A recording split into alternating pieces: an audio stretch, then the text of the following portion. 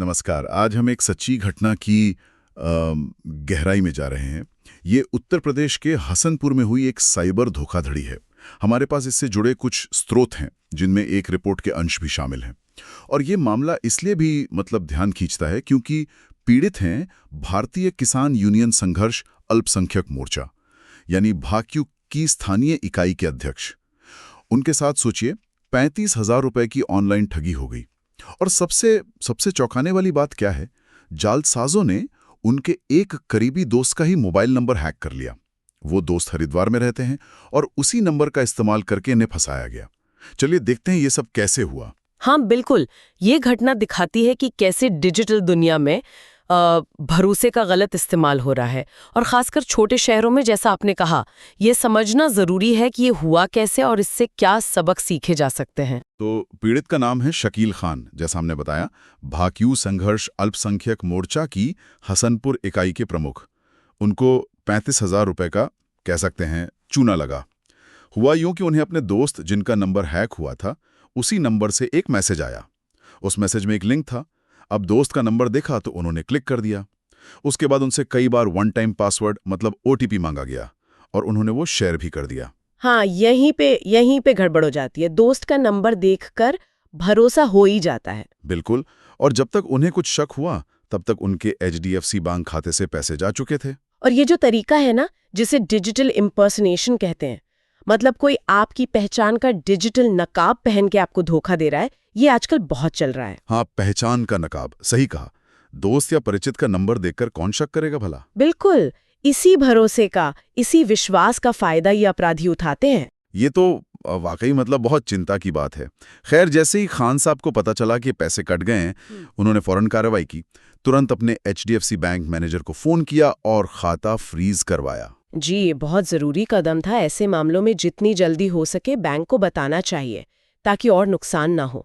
और खाते को सुरक्षित करना पहला काम है। हाँ, और उन्होंने कोतवाली थाने और जो लोकल साइबर सेल है, वहां शिकायत भी दर्ज करा दी है। पुलिस अब इस मामले की जांच कर रही है। अच्छा है, उम्मीद है कि अपराधी पकड़े जाएं। इस घटना के बाद वहां के जो स्थानीय पुलिस अधिकारी हैं, सर्कल ऑफिसर दीप कुमार पंत, उन्होंने भी लोगों को सावधान किया है।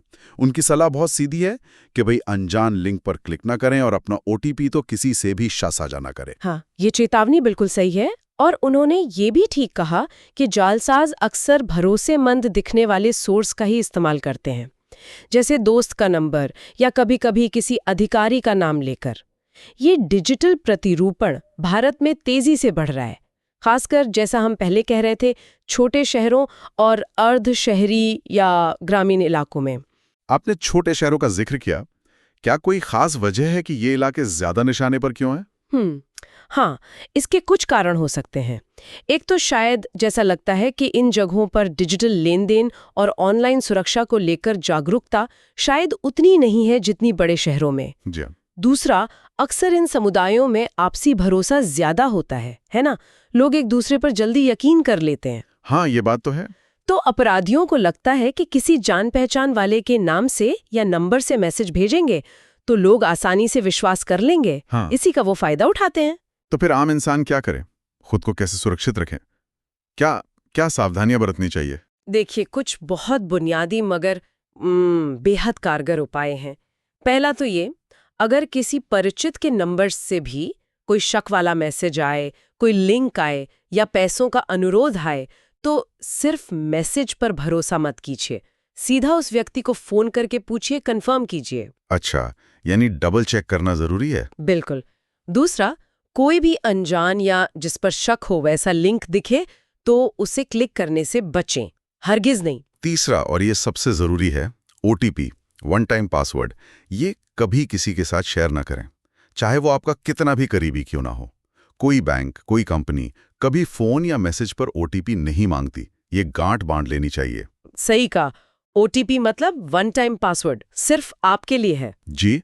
और एक और काम की चीज है, अपने बैंक खाते पर एसएमएस अलर्ट्स हमेशा चालू रखें। इससे जैसे ही कोई पैसा निकलता है या आता है, तुरंत पता चल जाता है। तो अगर कोई गलत ट्रांजैक्शन हो तो फौरन एक्शन लिया जा सकता है। तो कुल मिलाकर इस पूरी घटना से जो बात निकल कर आ रही है वो ये है कि डिजिटल दुनिया में पहचान और भरोसा कितने नाजुक हो सकते हैं। शकील खान के लिए तो ये वाकई ऑनलाइन सुरक्षा का एक महंगा सबक रहा। हाँ बिल्कुल। ये घटना हमें डिजिटल युग में बहुत ज़्यादा सावधानी बरतने और हर चीज़ को वेरीफाई करने के महत्व को बताती है। ये सिर्फ एक व्यक्ति की कहानी नहीं है, बल्कि हम सबके लिए एक तरह की चेतावनी है।